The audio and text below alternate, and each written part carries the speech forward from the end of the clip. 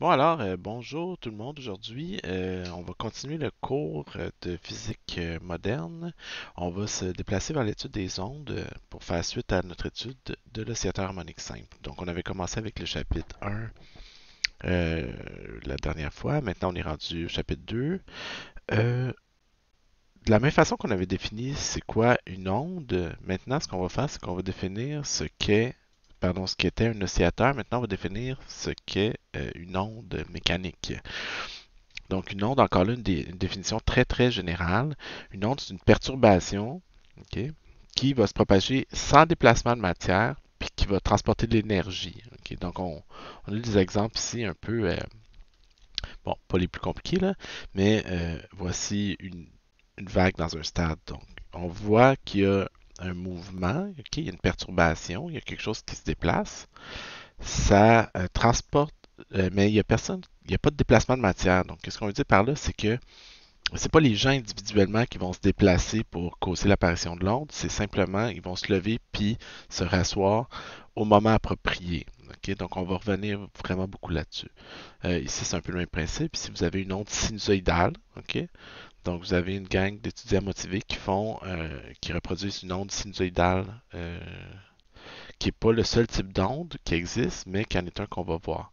Euh, une perturbation de façon plus générale ici, si vous avez juste une impulsion qui part dans un bac à vagues, par exemple. Donc, vous n'avez pas une succession d'impulsions pour faire une belle onde comme on vient de voir, mais vous avez juste une vague qui part. Ben, ça aussi, ça reste une onde, ok, puis qui va avoir rebondi au bout. Euh, dans le cours aujourd'hui, on va voir surtout les propriétés des ondes, par exemple, euh, les propriétés qui les caractérisent. Une première caractéristique des ondes qu'on va vouloir distinguer, c'est qu'il y a deux types d'ondes qu'on va apprendre à distinguer, les ondes transversales et les ondes longitudinales. Les ondes transversales sont celles où l'écart à l'équilibre d'une particule du milieu se fait dans la direction transversale à la direction de la propagation de l'onde, tandis que l'onde longitudinale, bien, vous aurez compris, ça c'est la direction contraire. Donc juste ici, pour vous donner une idée, donc on a dans le cas d'une onde transversale, pardon, ok, excusez, donc l'onde transversale ici, vous voyez que ça oscille, le milieu oscille.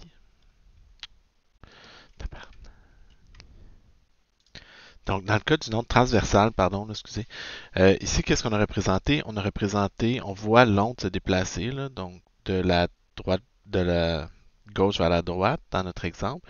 Puis on voit que l'onde en tant que telle est constituée de plusieurs particules. On va le voir bientôt, des oscillateurs harmoniques individuels. Ok. Donc, ce qu'on remarque, c'est que l'écart à l'équilibre de chaque oscillateur se fait dans la direction transversale au déplacement de l'onde dans le milieu. Donc, chaque oscillateur oscille de haut en bas alors que l'onde se déplace de la gauche vers la droite. Dans le cas d'une onde longitudinale, ben, vous avez le contraire. Ça, c'est un type d'onde, par exemple, de pression. On va voir ça plus en détail plus tard. Mais où l'écart à l'équilibre de chaque oscillateur. Donc, vous avez, par exemple, ici un oscillateur qui va de gauche à droite. Ben, le déplacement de chaque oscillateur par rapport à sa propre position d'équilibre individuelle se fait dans la direction parallèle au déplacement de notre objet. Donc là, on a affaire ici à ce qu'on appelle une onde longitudinale. Une autre propriété des ondes, c'est que vous avez des, dans le même milieu, vous pouvez avoir la propagation des deux types d'ondes. Donc, vous pouvez avoir des ondes transversales et des ondes longitudinales qui se déplacent dans le même milieu. Ici, on l'a représenté dans un slinky. Bon, je ne sais pas à quel point vous allez bien voir. La qualité de l'image est pas super, là. On essaie de faire ça en démo en classe souvent, mais à défaut de ça, on a une petite animation. Donc, vous voyez, dans le premier cas, on fait une onde transversale. Donc, l'écart à l'équilibre se fait de la gauche de haut en bas. Alors que si vous avez une onde longitudinale, qui est une surdensité, là, donc localement, le gars ici pousse, puis on voit un genre de spot où c'est plus sombre qui se déplace. Donc, vous avez le même type, les deux types d'ondes qui se propagent dans le même milieu. Donc, comme les deux types d'ondes peuvent se déplacer dans le même milieu, ben ici c'est une vidéo, c'est un exemple. On dit, par exemple, lors d'un tremblement de terre, vous avez deux types d'ondes qui vont se déplacer, des ondes P, des ondes S. Donc les ondes P sont des ondes longitudinales de faible amplitude, alors que les ondes S sont des ondes transversales de grande amplitude qui, elles, vont transporter plus d'énergie. Okay. On remarque aussi, on vous indique qu'ils ne voyagent pas à la même vitesse. Okay. Donc ici, qu'est-ce que ça dit? Si la vidéo peut partir.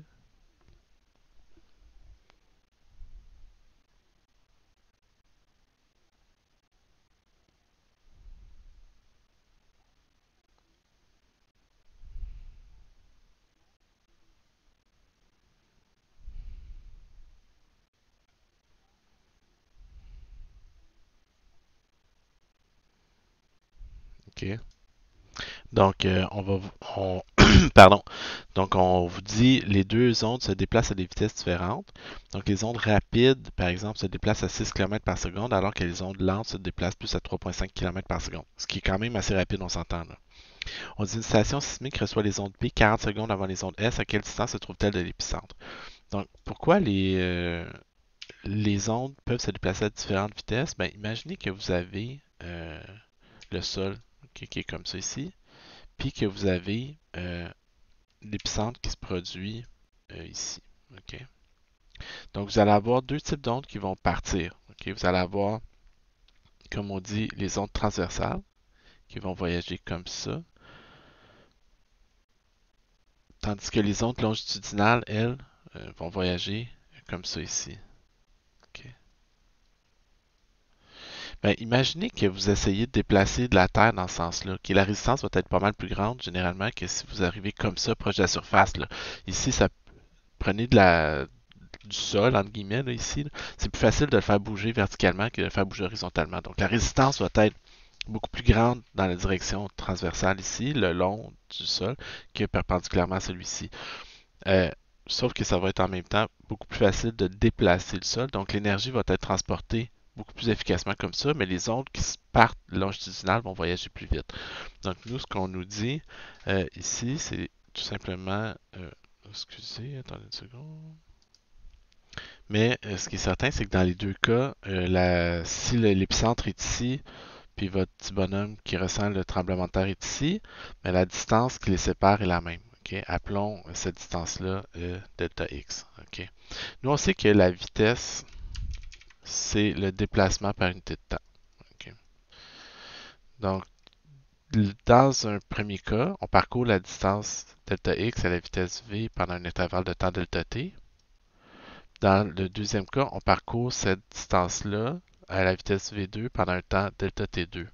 Donc nous, ce qu'on nous dit, c'est les ondes lentes, les ondes S, qui sont lentes, voyagent à 3,5 km par seconde, puis prennent 40 secondes de plus, okay, après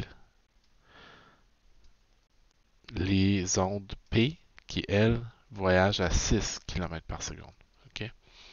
Donc, mes ondes qui voyagent à 6 km par seconde vont avoir pris T secondes, alors que mes ondes voyageant à 3,5 km vont avoir pris 40 secondes de plus, okay, pour se rendre. Okay. Donc ici, il nous reste juste à isoler T. Donc 6T est égal à 3,5 T plus 140. Donc 2,5 T est égal à 140. T est égal à 140 divisé par 2,5. Donc on trouve que T est égal à 56 secondes. Okay. À quelle distance est-ce qu'on se trouve de l'épicentre? Ben, on se trouve à une distance delta x qui est égale à 6 fois 56. Donc delta x est égal à 6 fois 5,6. 56, pardon. 6 fois 56, qui est égal à 336 km de l'épicentre. Okay. Donc, il n'y a pas rien de ben spécial ici. L'important, c'est juste de remarquer que les deux types d'ondes peuvent voyager dans le même milieu. Ils vont avoir tendance à voyager à des vitesses qui sont différentes, par contre. Okay. Donc, propagation des ondes dans un milieu résistant. Une autre propriété des ondes qu'on va vouloir étudier, c'est qu'est-ce qui se passe quand on superpose des ondes. Donc, qu'est-ce qui se passe quand vous avez, par exemple, deux impulsions, deux ondes qui se rencontrent dans le même milieu, comme à l'exemple 2. Okay?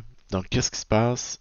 Ben, en fait, il peut y avoir deux cas possibles. Ben, dans les deux cas, on va dire que on va observer de l'interférence. Donc, dès que vous avez deux ondes qui se trouvent à la même place au même instant, nécessairement, le slinky ici, là, il ne peut pas être à deux places en même temps. Donc, les deux ondes vont se superposer, c'est ce qu'on dit de façon très générale, puis ils vont interférer l'une avec l'autre. Donc, nous, on va distinguer deux cas d'interférence. OK? On va parler d'interférence constructive et d'interférence destructive, mais à la base, c'est le même phénomène d'interférence. OK? Donc ici, imaginons que vous avez deux impulsions qui partent, OK, dans le même sens, entre guillemets. OK? Donc, deux impulsions qui partent vers le haut, qui ont essentiellement la même amplitude. Aussi, vous remarquez, là, c'est pas évident à faire en expérience, là, ça. Là. Donc, j'aime mieux. Bon, en fait, il y a du monde qui ont déjà pris des vidéos de ça. Donc, ce qu'on remarque, c'est que, oups, qu'est-ce qui s'est passé? Les deux ont interagi, ont interféré, puis après ça, chacune, ils ont rebondi l'une sur l'autre, ou ils ont continué leur chemin. OK? Si on remarque, c'est pas évident de le distinguer. OK? Oups. OK. Donc, pendant une fraction de seconde, vous remarquerez aussi que l'amplitude ici est comme deux fois plus grande que l'amplitude des impulsions individuelles. OK? Donc, on va dire qu'ils vont avoir interféré de façon constructive ici. Euh, est-ce que les deux ont rebondi l'une sur l'autre ou est-ce qu'ils se sont traversés? Okay, comment on fait pour le savoir? Ben, au lieu de les envoyer les deux vers le haut, on va les envoyer une vers le haut puis une vers le bas. Okay? Donc, qu'est-ce que ça nous donne dans ce cas-là? Donc, vous voyez une impulsion vers le haut, une impulsion vers le négatif. Ah, ben là, on voit bien. OK? Par l'impulsion du haut a juste voyagé en ligne droite, l'impulsion du bas a juste voyagé en ligne droite. Donc, les deux ont interagi. OK? Mais ils n'ont pas rebondi l'une sur l'autre. OK? Ils ont juste continué leur chemin comme si c'était rien passé. Donc ici, on parle d'interférence destructive, entre autres parce que au moment où les deux sont au même endroit, si vous remarquez, OK, c'est comme si pendant une fraction de seconde, il n'y avait plus d'onde dans la corde. Donc si on prenait juste une photo à ce moment-là, on ne pourrait pas deviner qu'il y a deux impulsions dans la corde.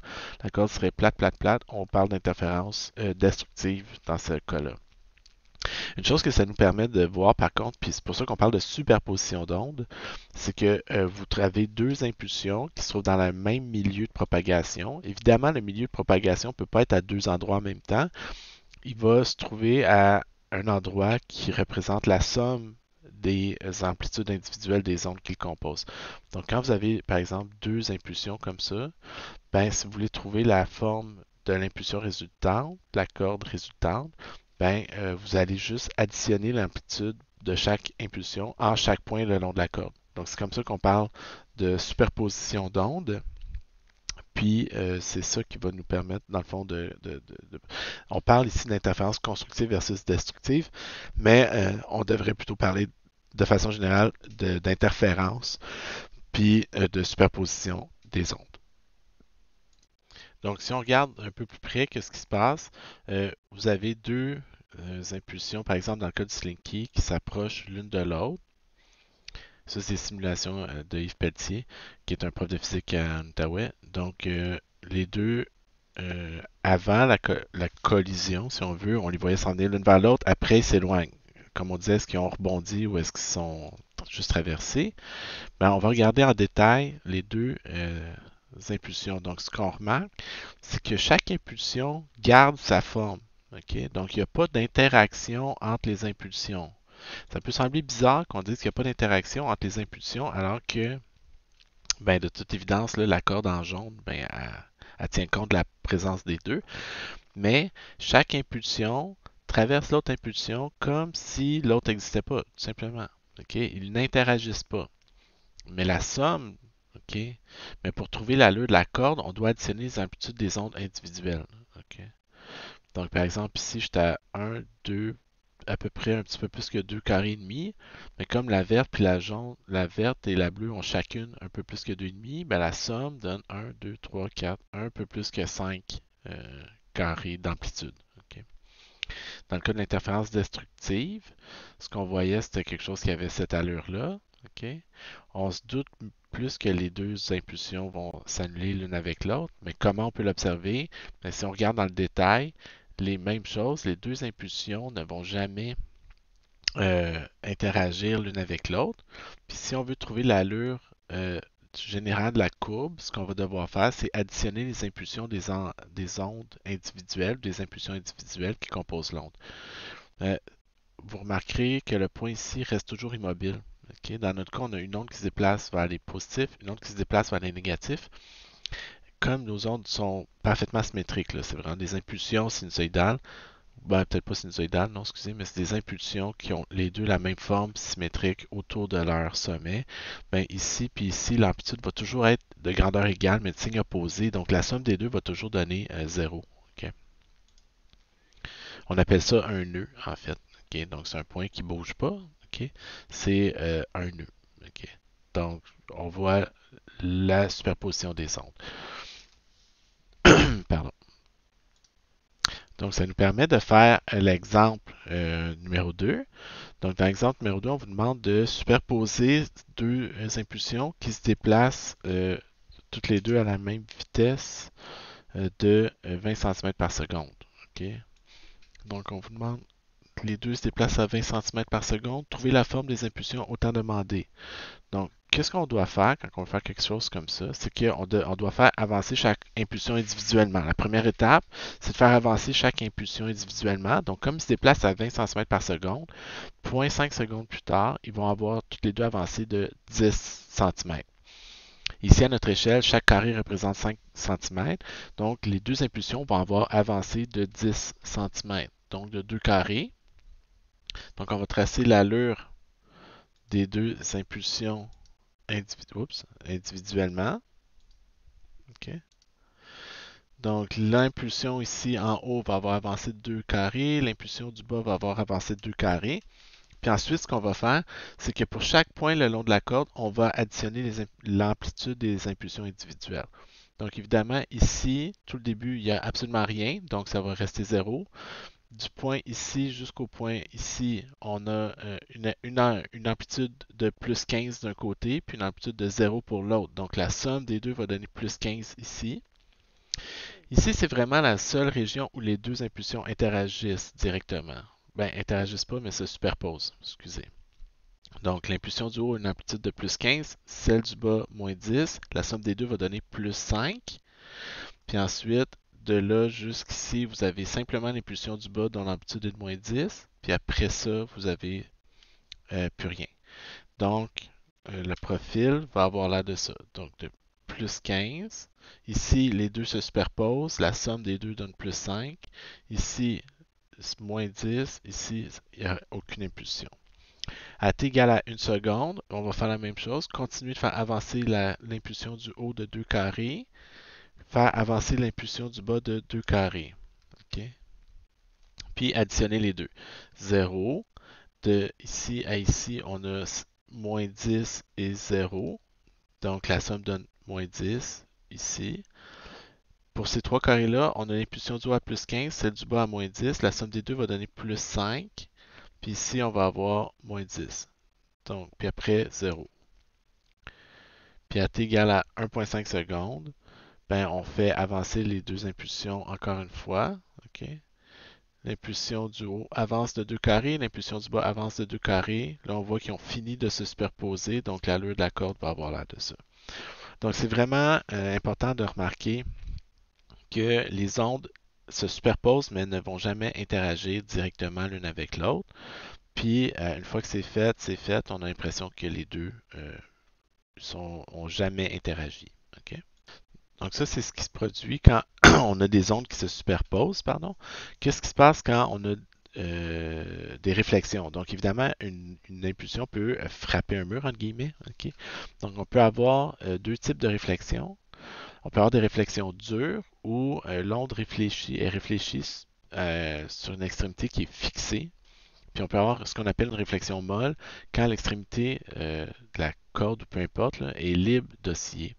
Donc, dans le cas d'une réflexion dure, on voit ici, par exemple, euh, la forme, l'impulsion qui arrive en haut va frapper un mur, ici, entre guillemets, subir une réflexion dure, un point où elle ne peut pas bouger. Puis la réflexion de l'onde va être une impulsion vers le bas. Donc, le signe de l'amplitude va avoir changé suite à une réflexion dure. OK? Donc, une réflexion dure, c'est ça. Vous avez une impulsion qui arrive, qui rebondit, puis qui repart dans l'autre direction. Le contraire d'une réflexion dure, si on veut, c'est si ici, au lieu d'être fixe, c'est libre. Si le point ici, au lieu d'être fixe, est libre d'osciller, ben vous allez avoir ce qu'on appelle une réflexion molle ici. La réflexion molle est plus dure à réaliser, là. Ok, vous comprendrez parce qu'il faudrait trouver une façon de laisser ça osciller. Avec les slinky, c'est pas évident. Ok? Mais ce qu'on va voir, en fait, c'est que ça donne le contraire. Donc, les réflexions molles vont préserver le signe d'amplitude. Les réflexions dures vont modifier le signe d'amplitude. Ça revient aussi à introduire un déphasage de pi radian ici. Ok, ça, on va y revenir plus tard. Ok. Une façon de concevoir une réflexion dure, par exemple, c'est de s'imaginer ok, que l'onde réfléchit. Ok, pardon. Ici, on a le mur, on a le point où la corde est fixée, puis on a l'impulsion ici, comme on avait dans l'autre vidéo. Une façon de traiter, de faire, entre guillemets, des réflexions, c'est de, dans le cas d'une réflexion dure, s'imaginer qu'on a une impulsion symétrique qui s'en vient de l'autre côté du mur.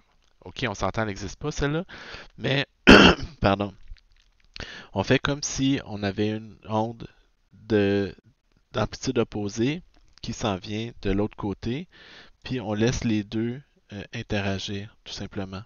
Ok. Donc, on voit la superposition des ondes entre une onde réelle puis une onde imaginaire, là, ok? Mais la superposition des deux ondes, pardon, donne une réflexion dure. En particulier, j'avais déjà mentionné que dans le cas d'une interférence destructive comme ça, ici, on observait toujours un nœud, ok? Un point où l'amplitude est toujours égale à zéro. Évidemment, si la corde est libre d'osciller ici, c'est impossible qu'elle reste là mystérieusement, ok? Donc, elle, c'est comme s'imaginer que vous avez une impulsion de sens d'amplitude égale, de même signe, qui s'en vient de l'autre côté, puis vous allez avoir ce qu'on appelait de l'interférence constructive ici, alors que vous avez de l'interférence qu'on dit destructive en haut ici. Ok? Donc, c'est les deux cas où vous avez de la réflexion. Vous pouvez avoir soit une réflexion dure qui modifie le signe d'amplitude, soit une réflexion molle qui conserve le signe de l'amplitude. Une autre propriété des ondes, ensuite, c'est que qu'est-ce qui se passe quand vous avez une onde qui se déplace dans deux milieux de densité différentes, par exemple. Okay? Donc, un slinky plus lourd, puis un slinky plus léger. Mais vous pouvez avoir, à chaque fois, vous allez avoir une transmission, évidemment, de l'onde, mais vous allez avoir une réflexion partielle. Quand l'onde change de milieu, elle va subir une réflexion partielle puis une transmission partielle également. Okay? Ce qui va changer, c'est que si l'onde voyage d'un milieu résistant, d'un milieu lourd vers un milieu léger, moins résistant, au point de jonction entre les deux, okay, c'est comme si soudainement la réflexion, elle, c'est une réflexion molle à ce moment-là qui va se produire. Okay? Donc on peut l'observer ici. Donc vous avez l'onde incidente. Vous avez une autre onde qui part, vous remarquez, elle voyage plus vite, puis vous avez une partie de l'onde qui a été réfléchie. La partie de l'onde qui a été réfléchie a subi une réflexion molle, tandis que si l'onde qui arrive d'un milieu moins dense s'en va vers un milieu plus résistant, ben c'est un peu comme si elle frappait un mur, donc elle va subir une réflexion. La partie réfléchie va subir une réflexion dure ici. Okay. Donc vous allez avoir une réflexion partielle. Donc dans le deuxième cas, on parlait d'une réflexion, pardon, d'une transmission puis d'une réflexion partielle. Donc la corde passe d'un milieu moins résistant vers un milieu plus résistant, la partie réfléchie va subir une réflexion dure. Okay? Donc ça va ressembler à ça ici. Okay? Évidemment, ce corde-là est plus difficile à déplacer, donc l'onde qui va être ici va avoir une plus faible amplitude. Puis comme la densité n'est pas la même, la vitesse de propagation de l'onde non plus, elle ne sera pas la même dans les deux milieux. Okay? Donc on peut voir de quoi ça a l'air ici, dans cette vidéo-là. Dans le premier cas, vous allez avoir l'onde qui part du milieu léger vers le milieu plus résistant, dans l'autre, du milieu résistant vers le milieu plus léger. Donc, ce qu'on remarque, c'est pas nécessairement évident de le voir, ok? Mais vous allez avoir, pardon, l'impulsion qui arrive ici en haut, l'impulsion qui est réfléchie va être amplitude inversée. On a ici l'impulsion qui est transmise, ok? Donc, dans le cas contraire, quand l'impulsion arrive du milieu résistant vers le milieu plus léger, oups, ce qu'on remarque, excusez-moi, c'est que l'impulsion réfléchie, l'impulsion réfléchie va avoir une amplitude positive elle aussi, l'autre positive. Donc, l'impulsion qui est transmise garde toujours la même amplitude, garde toujours la même phase. L'amplitude qui est réfléchie, elle, va changer, soit que c'est une réflexion molle ou une réflexion dure. Que le milieu soit plus résistant, ça va être une réflexion dure, milieu moins résistant, une réflexion molle. Okay. Ça va revenir beaucoup quand on va parler d'interférence par les pellicules minces, par exemple, ça va revenir plus tard dans le cours. Okay. Donc, la question suivante, on vous parle d'une onde sinusoïdale qui a une longueur d'onde de 3 mètres et une fréquence de 10 Hz. On vous demande à quelle vitesse est-ce que l'onde va se déplacer, ou précisément à quelle vitesse le profil va se déplacer. Donc, nous, ici, ce qu'on a, c'est une onde transversale qui se déplace. Okay? Donc, chaque oscillateur, en fait, on représente l'onde comme un paquet d'oscillateurs qui est chacun déphasé par rapport au précédent. Puis vous remarquerez, les phases ne sont pas aléatoires là-dedans. Les phases sont ajustées pour que ça fonctionne. Okay? Sinon, on ne verrait pas d'onde sinusoïdale progressive se déplacer. On vous dit la longueur d'onde est 3 mètres. Qu'est-ce que c'est que la longueur d'onde, en fait? Mais la longueur d'onde, c'est la distance entre deux oscillateurs qui ont la même phase. Okay? Donc, si ici, par exemple, je vous mets un sinus, okay? Donc, là, un sinus, en fait, vous avez 3 cycles complets. Donc, mettons, c'est comme si on prenait, dans le fond, une photo, okay? Ici, de mon onde. Okay? On dit la longueur d'onde. Qu'est-ce qui définit la longueur d'onde? En fait, la longueur d'onde, c'est la distance physique. Là. Donc, ici, il faut faire attention. Ici, c'est une fonction qui me donne l'écart à l'équilibre pour tous les oscillateurs le long de ma corde, okay, à un instant précis. C'est comme si j'avais pris une photo à un instant précis de l'onde qui se déplace, comme si j'avais fait pause sur une vidéo précédente. Okay? Donc, la distance qui sépare deux points qui ont la même phase, ici, par définition, c'est ce qu'on appelle la longueur d'onde. Okay? Donc, c'est la même que ici. C'est la même que ici. Là, il faut faire attention à prendre deux points qui ont la même phase. Donc, lui ici et lui ici ont la même phase. Celui-là pas la même phase parce que oui, il y a le même X, mais il n'y a pas la même vitesse. Okay? Donc, c'est vraiment deux points qui ont la même phase. C'est ça la définition de la longueur d'onde. Okay? On vous dit ensuite, si sa longueur d'onde est 3 mètres puis la fréquence de 10 Hz, à quelle vitesse est-ce que cette onde-là va se déplacer? Okay? Ben, imaginez que vous avez une personne qui est à un bout ici, là, ok? Pardon. Puis qui fait osciller la corde de haut en bas, ok? Donc, comme ça, là, 10 fois par seconde, ok? On dit à chaque fois, qu'est-ce qui se passe à chaque fois que la corde fait un aller-retour, ok? Ben, si vous suivez, par exemple, le point rouge à partir du sommet, il va descendre puis remonter. Le sommet de la vague, pendant ce temps-là, il va être rendu où? Il va être rendu là. OK? Donc ça prendrait deux mains pour suivre. Il y en a un qui descend, qui remonte. Pendant ce temps-là, le sommet de la vague, lui, il avance d'une longueur d'onde. Donc à chaque fois que mon oscillateur rouge fait un cycle complet, OK, ben, le sommet de la vague va avoir avancé de une longueur d'onde, par définition. OK? Donc, supposons que à chaque cycle, l'onde avance d'une longueur d'onde. Donc, si je fais 10 oscillations dans une seconde, ben, mon onde va se déplacer d'une quantité 10 fois la longueur d'onde. Okay? Ça a pris combien de temps pour faire ça? Ça y aurait pris le temps pour faire un... excusez. On avance de 10 cycles. Voyons, excusez. Hey, je suis un peu mêlé, là, ça fait pas mal. Excusez-moi, ok? Là. Oh, excusez, là, je fais. C'est pas simple, ok? C'est pas toujours simple. Donc, ici, moi, ce que je veux, c'est quelle est la vitesse de l'onde. OK? Ben, l'onde, elle avance, mettons, à 10 cycles par seconde. À chaque cycle, elle avance de 3 mètres. Donc, elle va avancer de 3 mètres à chaque cycle. Puis, puis elle a fait 10 cycles par seconde. OK? Donc, ça ici, c'est tout simplement la longueur d'onde multipliée par la fréquence à laquelle mon onde est mise en mouvement. OK? Donc, la vitesse de propagation d'une onde dans un milieu quelconque, c'est tout simplement le produit de la longueur d'onde puis de la fréquence. OK? Donc, ça, c'est assez simple. Dans l'exemple qu'on a ici, mon onde avance de 3 mètres à chaque cycle, puis elle avance de 10 cycles à chaque seconde, donc elle avance de 30 mètres à chaque seconde. Ok, ça va être comme ça qu'on va calculer la vitesse de propagation d'une onde à partir de sa longueur d'onde et sa fréquence, par exemple. Sachant ça, nous, ce qu'on va vouloir trouver ensuite, ça, c'est cette fonction-là en passant, là, s'il y a une formule, je pense que vous allez retenir par cœur assez rapidement, c'est celle-ci. OK? Donc, V égale lambda F, vous allez utiliser ça très très souvent, puis vous allez finir par la retenir par cœur. Celle-là, je peux vous garantir ça. Euh, à la question suivante, on vous donne ici une question. Trouvons une équation décrivant une onde progressive sinusoïdale se déplaçant vers la droite ou vers l'ex positif.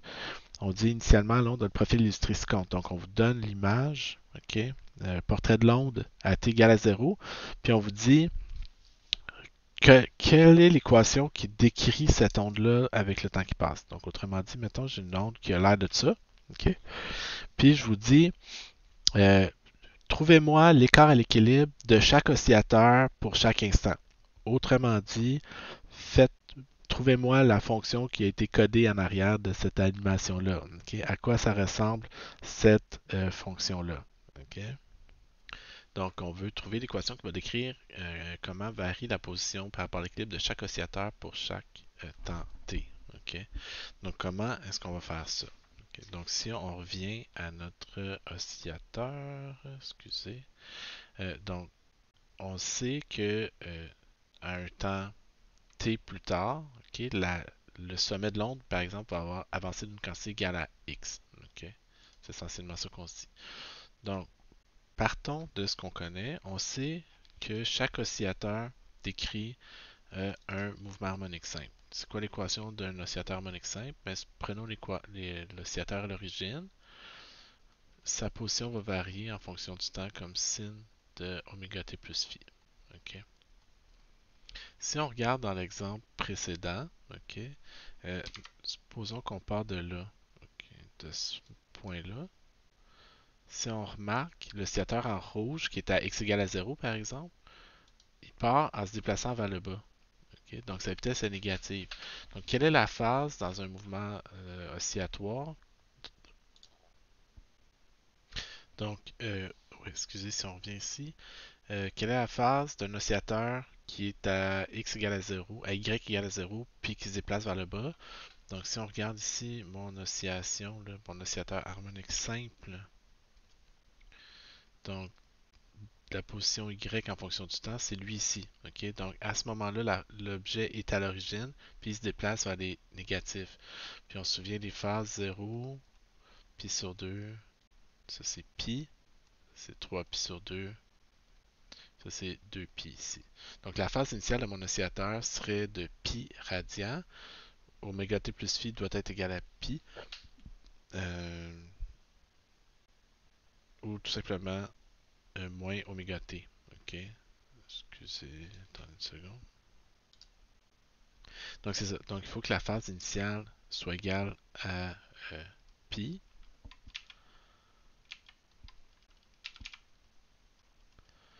Ce qui veut dire que l'équation qui décrit la position de mon oscillateur au temps t, c'est A fois sin de oméga t plus pi. OK? On a une identité de Trigo qui nous dit que sin de θ plus pi c'est égal à moins sin de θ.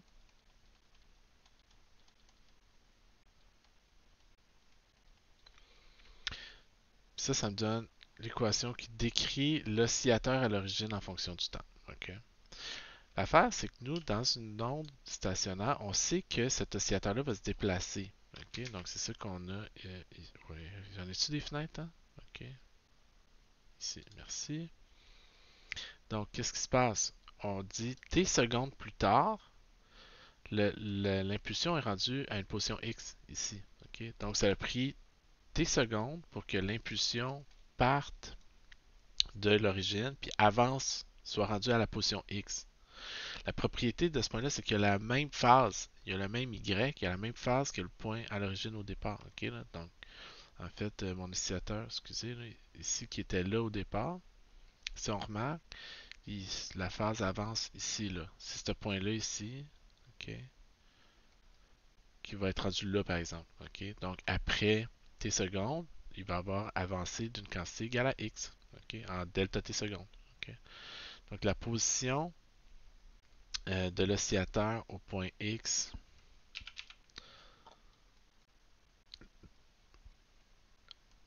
à t plus delta t secondes, donc delta t secondes plus tard, ce point-là va avoir la même phase. On veut que ce point-là ait la même phase que notre oscillateur au temps t. OK. Mais nous, on ne cherche pas une fonction qui me donne y de x pour t plus delta t. On veut une fonction qui me donne y pour x pour tous les temps t.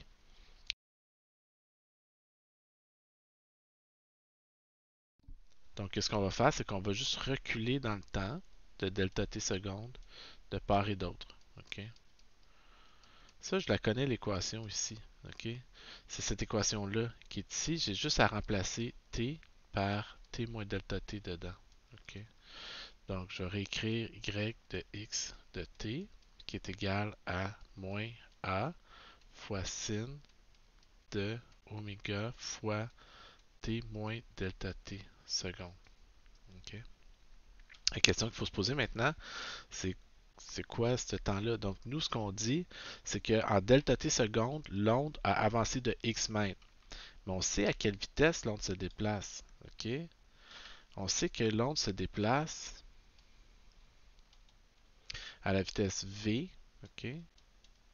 Donc, si l'onde avance de x en delta t secondes, OK, la vitesse à laquelle elle se propage, c'est v. Donc, le delta t, ce qu'on appelle le retard ici dans les notes de cours, on va dire que c'est simplement x sur v. OK? Ce qui va me permettre de réécrire l'équation ici comme moins a fois sinus de oméga t moins oméga fois x sur v. OK? Donc, tout ça, on a utilisé le principe que la phase du point à 0 au temps t est la même que la phase du point qui a avancé. L'onde a avancé de x mètres en delta t secondes. Nécessairement, ces deux points-là doivent avoir la même phase, doivent avoir le même y. OK? Bon, comment est-ce qu'on peut continuer? Posons, OK, ça c'est toujours le fun, là, OK, on sait où est-ce qu'on s'en va. Posons une nouvelle variable qu'on va appeler K, qui est le nombre d'ondes ici, OK, qu'on appelle le nombre d'ondes, à ne pas confondre avec le K des ressorts, OK, je sais, c'est comme s'il n'y avait pas assez de lettres dans l'alphabet pour nous, là. C'est des radians par mètre ici, OK, tout simplement, OK. Donc, par exemple, c'est relié à la longueur d'onde, en fait, c'est à la longueur d'onde, c'est qu'on disait c'est quoi la distance entre deux points qui ont la même phase, OK? Quelle distance est-ce que je parcours en avançant de 2 pi radians en phase? Ben, le nombre d'ondes, c'est plus le contraste, c'est de dire dans un mètre de corde ou dans un mètre d'onde, j'ai combien de radians, j'ai combien de cycles complets qui rentrent là-dedans.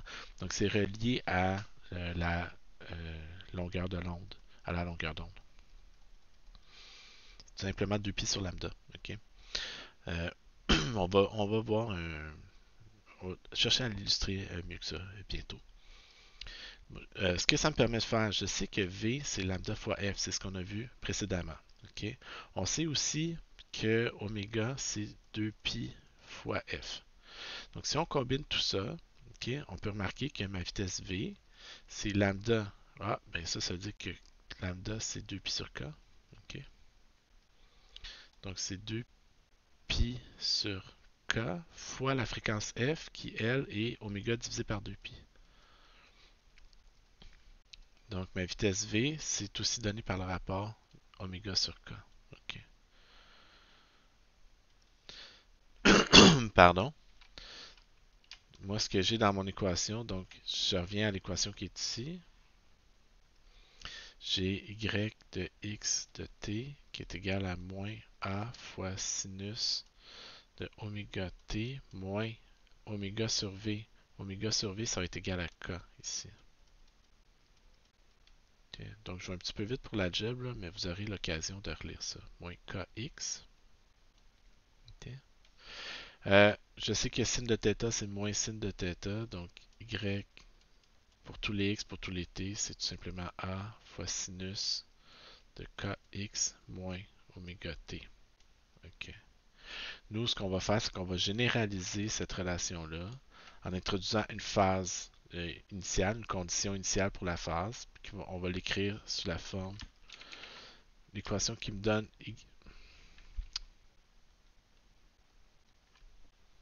excusez, là je commence à pas pouvoir reculer autant que je veux. Donc l'équation qui va me donner l'écart à l'équilibre pour n'importe quel oscillateur à n'importe quelle position x selon ma corde à n'importe quel temps t va être une fonction qui ressemble étrangement à l'oscillateur harmonique simple. OK. Et on va généraliser en introduisant une constante de phase, tout simplement. OK. Donc, qu'est-ce qu'on a? On a A qui est l'amplitude, K le nombre d'ondes, X la position, oméga la fréquence angulaire, T le temps, puis phi la constante de phase ou la phase initiale si vous préférez. OK? Donc c'est ça ici qu'on résume dans les notes de cours. Là. Euh, on vous dit, par exemple, l'équation générale d'une onde sinusoïdale progressive est donnée par une amplitude fois un sinus de kx plus ou moins oméga t plus phi. OK? Donc pourquoi tout ça? OK? Euh, Pourquoi plus ou moins des gens partant? OK? Donc, une des raisons pour lesquelles c'est ça, c'est qu'on vient de dire, par exemple, on veut que... Ah, excusez. On veut que le...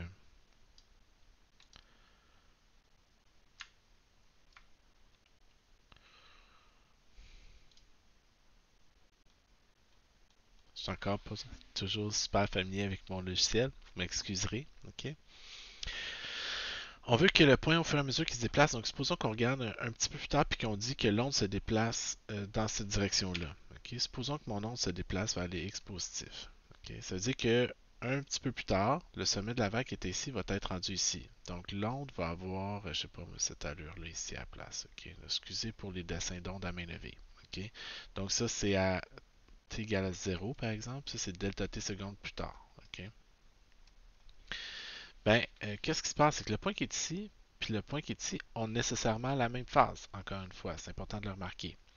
Donc, le même θ ici, ok, doit être identique dans les deux cas. Ok? Mais l'affaire, c'est que si t a augmenté, parce que le temps ne fait qu'augmenter, puis que je veux que θ reste constant, ok, puis j'augmente t ici, qu'est-ce que je dois faire?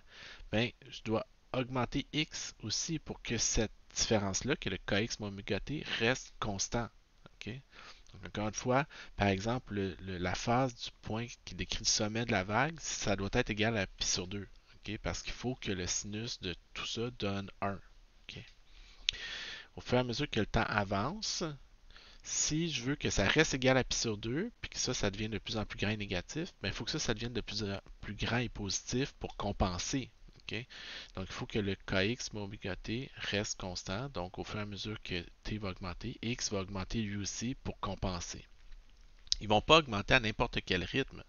Ils vont augmenter de façon liée. K et oméga sont reliés à la vitesse de propagation de mon onde. Okay?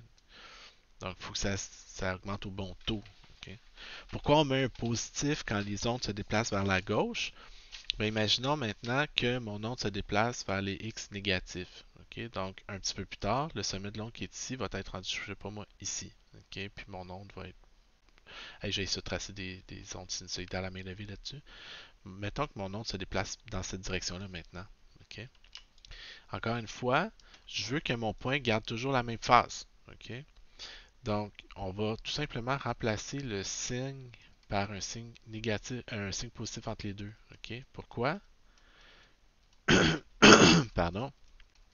Parce qu'au fur et à mesure que t va augmenter, si je veux que ça reste constant, ça doit devenir de plus en plus grand et négatif.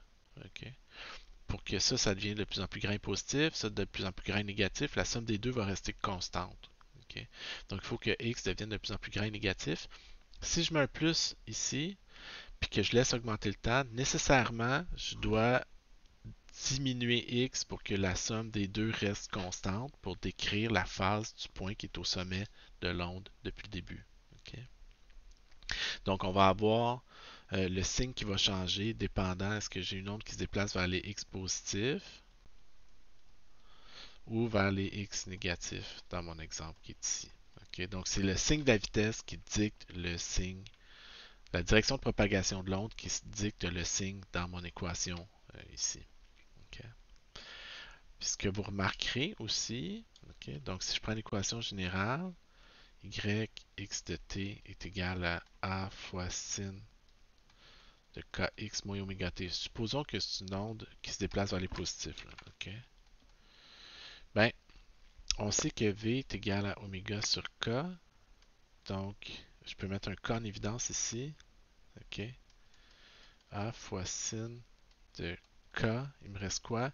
X moins v moins oméga sur k fois t.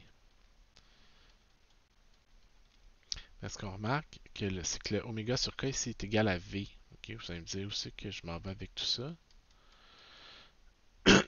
Pardon. Donc, je peux remplacer ça par x moins vt.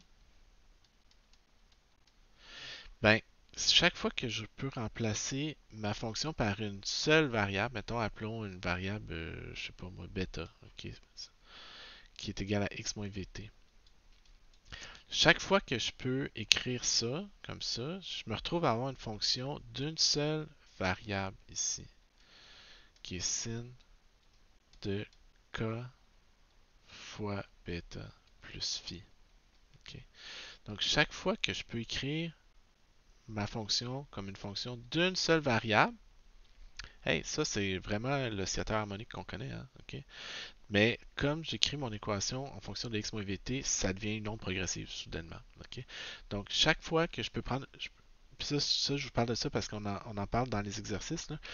Vous allez avoir plein de formules avec des x et des t. Là. Chaque fois que vous pouvez réécrire votre fonction comme une fonction d'une seule variable, où votre variable c'est x plus ou moins vt, mais ça va décrire nécessairement une onde progressive qui se déplace à la vitesse v donnée par oméga sur k. Okay? Quand on peut l'écrire comme une fonction d'une seule variable. Vous remarquez ici, c'est plus une fonction de deux variables, c'est une fonction d'une seule variable. C'est juste que dans ma variable, il y a deux variables qui sont cachées, qui sont reliées par la vitesse de propagation de l'onde. Okay? On va faire tout de suite illustrer une première application, là, toute simple.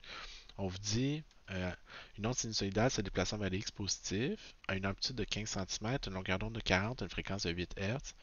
Puis on vous dit que le déplacement vertical de l'onde en x égale 0 à t égale 0 est aussi de 15 cm. Écrivez l'équation de l'onde.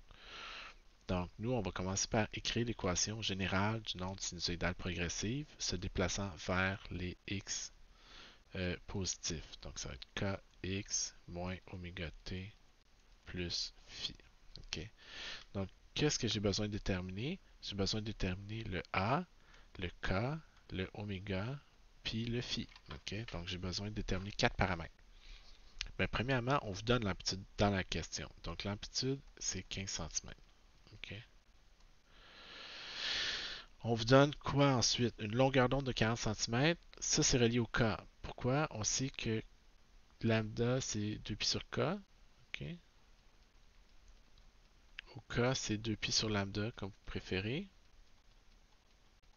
Donc, je suis capable de trouver K parce qu'on nous donne la longueur d'onde qui est de 40 centimètres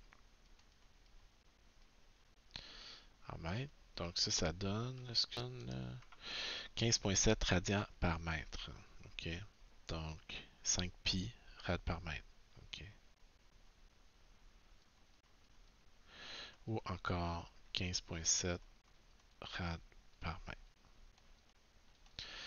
On a besoin de quoi? Le oméga. Le oméga est relié à la fréquence. On nous donne la fréquence. On nous dit que la fréquence de l'onde est de 8 Hz. Donc oméga est égal à 2 pi f est égal à 2 pi fois 8 est égal à 16 pi rad par seconde. Ou encore 50,3 rad par seconde. J'en profite pour les unités. Si on regarde ici, on prend ça ici, c'est une phase. Okay? C'est un angle. Okay? L'argument doit toujours être un angle. Puis on avait déjà discuté, ok, comme t est en seconde, oméga doit être en rad par seconde. Ok. Mais comme x est en mètre, k doit être en rad par mètre. Ok. Pour que le produit des deux donne des rads, des rads, des rads, des rads, on peut additionner des rads pour trouver un angle en bout de ligne. Ok. Donc, on a déterminé k, on a déterminé oméga, il reste à déterminer phi. Comment est-ce qu'on détermine phi? Ben, on nous donne une condition initiale. On se souvient, la constante de phase, par définition, c'est relié à la phase initiale. On nous dit que l'écart à l'équilibre à x égale 0, t égale 0 est aussi de 15 cm. Donc, on nous donne comme condition la condition initiale y de 0, 0 est égal à a, est égal à 15 cm. Okay. Donc, ça, c'est a fois sin de θ. Donc, il faut que θ soit égal à quoi? À pi sur 2. Okay. Comme θ, c'est kx moins oméga t plus phi. Nous, on utilise la condition initiale. Puis je le fais comme ça parce que on n'utilisera pas toujours x égale 0, t égale à 0. Okay? Ben, il faut, dans ce cas-là, que phi soit égal à pi sur 2. Il y a juste une solution possible. Okay? Donc là, j'ai trouvé quoi? J'ai trouvé le a, le k, le oméga et le phi. Ça me permet de réécrire l'équation complète pour l'oscillateur dans mon exemple. Y pour x pour t, c'est 15 cm fois sin de kx moins, parce qu'on se déplace vers les négatifs, oméga t plus phi. Okay? Donc ça, c'est l'équation complète de mon oscillateur harmonique simple. Okay? On vous demande quoi ensuite? On vous demande de trouver la vitesse de propagation de l'onde. Ben, la vitesse de propagation de l'onde, qui est lambda fois f, c'est une fréquence de. C'est une longueur d'onde, pardon, de 40 cm fois une fréquence de 8 Hz, ça me donne 3,2 mètres par seconde. Okay. J'aurais pu aussi utiliser oméga sur k, où oméga est égal à 5 pi, puis k est égal à 16 pi, 5 16e, c'est 16, excusez, c'est le contraire, excusez. Oméga est égal à 16 pi, k est égal à 5 pi, 16 divisé par 5, 3,2. Voyons, excusez, là, j'essaie d'aller trop vite. 3,2. Euh, on va, on va, on va se calmer un peu, là. C'est ce qui arrive quand je vais trop vite. 3,2 mètres par seconde. Okay. Donc, voici l'équation complète de mon onde sinusoïdale progressive dans l'exemple 2. Okay. Si on regarde la question suivante, on vous dit une corde vibrante est mise en mouvement de fréquence de 5 Hz. Le mouvement a une amplitude de 12 cm. La vitesse de phase de l'onde, donc la vitesse de propagation de l'onde, est de 20 mètres secondes vers la droite, donc vers les positifs. On vous demande de calculer la grandeur de la position, de la vitesse transversale puis de l'accélération transversale de l'oscillateur situé à 5,1 cm quand t est égal à 1,09 secondes. Puis pour rendre ça un peu simple, on vous dit que la constante de phase est nulle. Okay? Donc comment est-ce qu'on peut... c'est quoi tout ça? Okay? Donc premièrement, ce qu'on va faire, c'est qu'on va vouloir écrire l'équation de l'oscillateur sous la forme A fois sin de kx moins oméga t. Okay? Pourquoi on précise que la constante de phase est nulle dans la question? Okay? Donc, nous, K, ce qu'on a comme renseignement, on a la fréquence, on a l'amplitude de 12 cm, 0,12 m. On a la fréquence qui est de 5 Hz. Puis on nous donne la vitesse de propagation V, qui est lambda fois F, qui est égale à 20 mètres par seconde. Okay. Donc, j'ai besoin de quoi? De K puis de oméga. Okay. Donc, je sais que oméga, c'est 2pi fois la fréquence. Donc, ça va être 10 pi radians par seconde. Je sais aussi que V est égal à lambda F. Donc, 20 est égal à lambda fois la fréquence 5. Donc, je sais que lambda est égal à 4 mètres. Puis, ça me permet de trouver K qui est égal à 2pi sur lambda, qui va être égal à 0,5 fois pi rad par mètre. Pi sur 2 rad par mètre. Okay.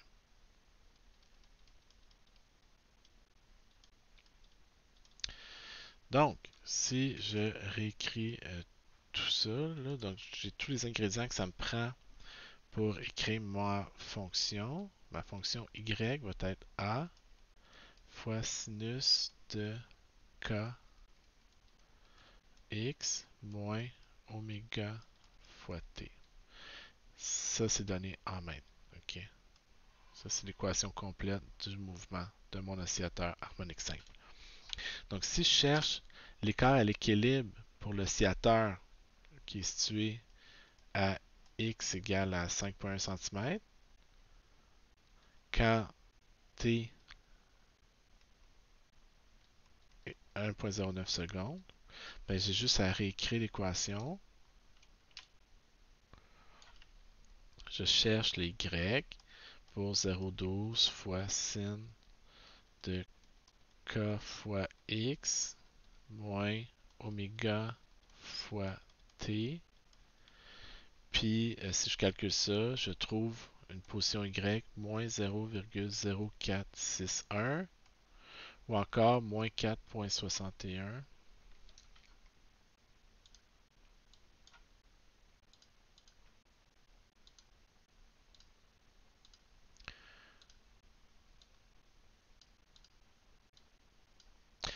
Ah, égal.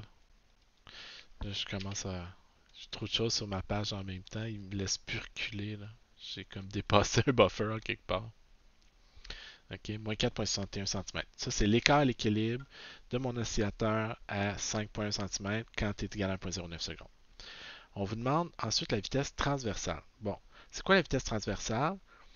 Ben, la vitesse transversale, c'est la vitesse à laquelle l'oscillateur va se déplacer de haut en bas. Okay? Donc, on se souvient, l'onde progressive apparaît quand vous avez un paquet d'oscillateurs qui oscillent de haut en bas. Ça fait apparaître une onde. Si chaque oscillateur est bien déphasé par rapport à celui qui le précède, vous allez voir une onde se déplacer.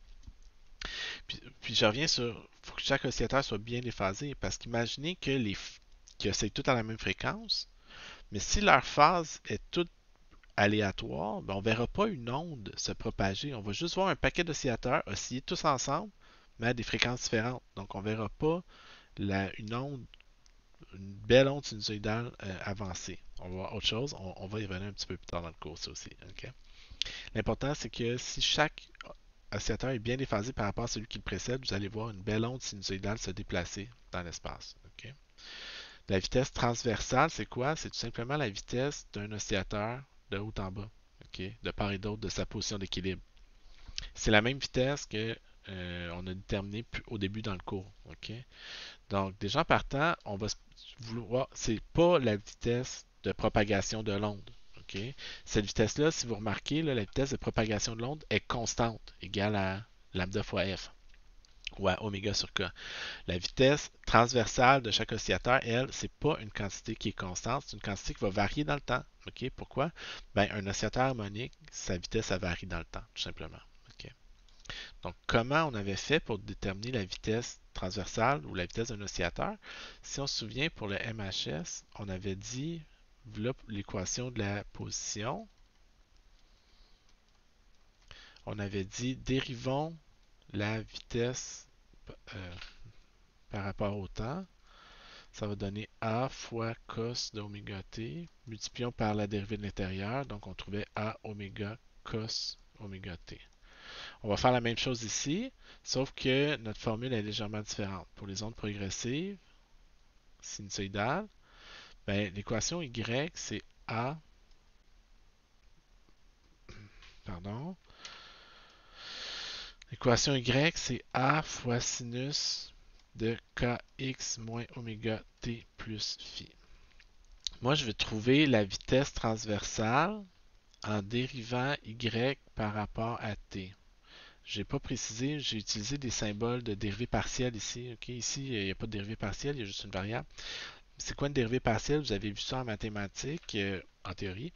La dérivée partielle, c'est quand vous avez une fonction de plusieurs variables. C'est par exemple, oui, je sais si je change x, ça va changer y, si je change t, ça va changer y. Mais moi, je veux juste savoir comment varie y quand je change t, okay? En gardant x constant. Donc, je regarde pour un oscillateur à un x précis, comment varie son y en fonction de t. Donc, je vais laisser varier t, mais je vais imposer que x soit une constante. Okay?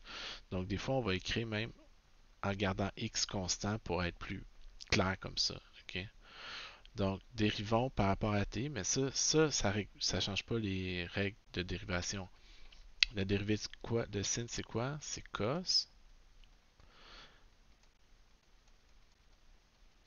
La dérivée de l'intérieur, ben, ça va juste être moins oméga. Okay? Faites attention au signe. Là.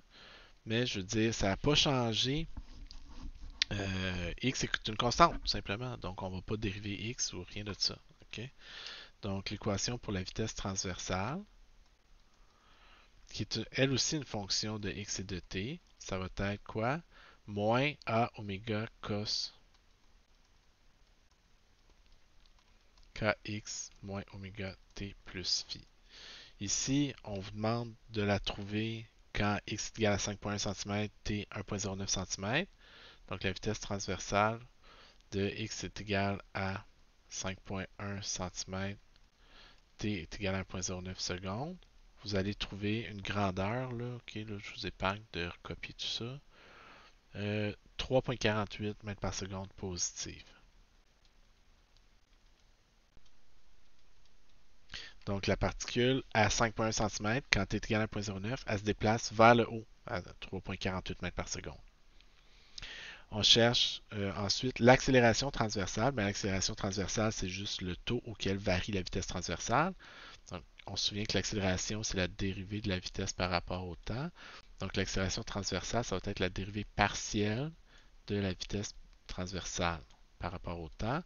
Encore une fois, en gardant x.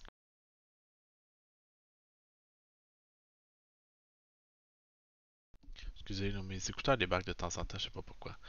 Euh, donc, ça va donner quoi? Je vais dériver l'équation qui est ici, donc moins A oméga. La dérivée de cos moins sin. Il me reste le kx moins oméga t plus phi.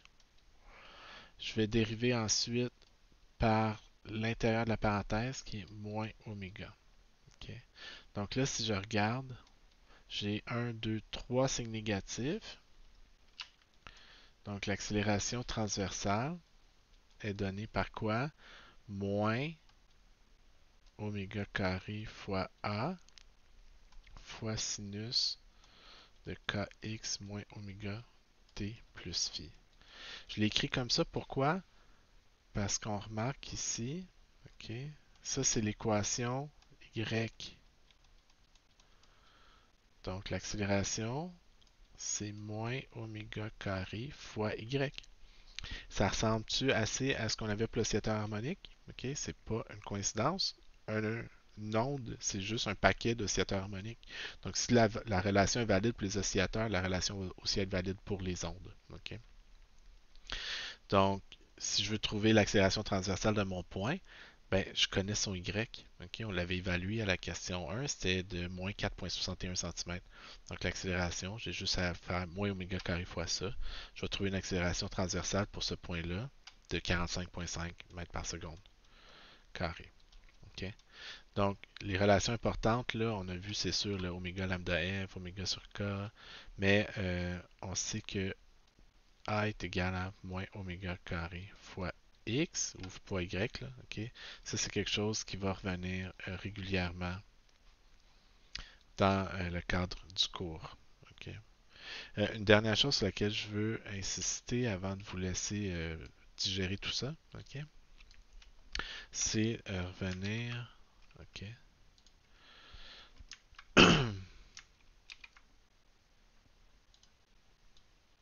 Ah, attendez une seconde. Bon, attendez une seconde. Bon, donc comme je disais, une dernière chose sur laquelle je vais insister, je veux revenir un petit peu encore sur ce qu'on avait vu. Ok. Vous vous souvenez par exemple, on avait au début un oscillateur harmonique. Ok. Puis on peut faire le lien avec les ondes, on peut le faire de deux façons. Ok. Donc supposons qu'ici c'est juste une fonction sinus de θ. Ok, là. Donc ici c'est une fonction sin de θ, tout simplement. Ok. C'est des maths, il n'y a pas de physique là-dedans. Ici, je prends une photo de mon onde à un instant X donné. Ok. Donc ça, c'est à un temps donné. Ok.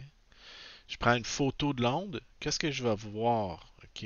Je vais voir une photo de l'onde à un temps t. Donc je vais voir dans l'espace, ok, tous les oscillateurs à un instant précis. Ok. Puis si à l'inverse, je prends un oscillateur, puis je regarde comment sa position change dans le temps. Donc, pour un oscillateur donné, qu'est-ce que je vais voir? Je vais voir Y en fonction du temps pour cet oscillateur spécifique-là. Ok. Donc, il faut vraiment comprendre, là, ici, au milieu, c'est mon onde passe, je prends une photo de l'onde à un instant précis, puis je vois littéralement la position de chaque oscillateur autour de sa position d'équilibre. En dessous, je prends un oscillateur et je le suis dans le temps. Je le vois osciller de haut en bas, un oscillateur harmonique simple, tout simplement. OK? Donc, ça trace aussi un sin. OK? Donc, c'est trois courbes identiques. OK? Ça, c'est un sinus. Ça, c'est juste une courbe sin de θ en maths. Ça, c'est une photo d'une onde sinusoïdale. Puis ça, c'est la position dans le temps d'un oscillateur harmonique simple, sinusoïdal lui aussi. Vous vous souvenez qu'on avait dit, prenons deux points, mettons ici, puis là, séparés par delta t secondes. OK? Nous, on sait que par définition, l'oscillateur, au bout de t majuscule seconde, va revenir avec sa position de départ parce qu'il va avoir fait un cycle au complet. OK? Nous, on dit prenons les deux mêmes points en phase. On sait que les translations dans l'espace des phases, les fonctions sin sont invariantes sur des rotations de 2π. Okay? Donc, nous, ce qu'on avait déjà dit, c'est que delta phi sur 2π est égal à delta t sur la période. Okay? Mais maintenant, on peut le voir aussi avec dans l'espace point. Okay? Donc, deux points ici, les mêmes deux points sur ma courbe, sont séparés d'une quantité, mettons, delta x. Okay? Mais nous, on sait que la longueur d'onde lambda ici, ma fonction est invariante sur une translation d'une longueur d'onde. À chaque longueur d'onde, ma fonction reprend le même profil exactement. Donc, je vais avoir le même delta x sur lambda ici. Okay? Donc, ça, c'est important de bien le voir. Qu'est-ce qu'on a pris? Une fonction sin, juste des maths, une photo de mon onde à un instant précis, un portrait dans le temps d'un seul oscillateur en fonction du temps. Les trois représentations sont absolument identiques. Okay? La fonction sin θ, c'est invariance de translation de deux pyrades. La photo d'une onde, c'est invariance d'une translation de lambda mètre, qui est la longueur d'onde. Puis un oscillateur, lui, reproduit son mouvement à toutes les t majuscules secondes où t est la période. Donc, invariance des rotations de t majuscules secondes. Donc, si je prends deux points quelconques, ben, je peux établir un ratio simple entre le delta phi, le delta t, puis le delta x, qui sont reliés à 2π à la période, puis à la longueur d'onde. Ça va vous aider aussi, entre autres, pour faire une coupe d'exercices dans le Benson. Donc ça, c'était ce que je voulais vous présenter pour les ondes. La première partie du cours sur les ondes, on va revenir avec plus de stock assez rapidement. Merci. OK?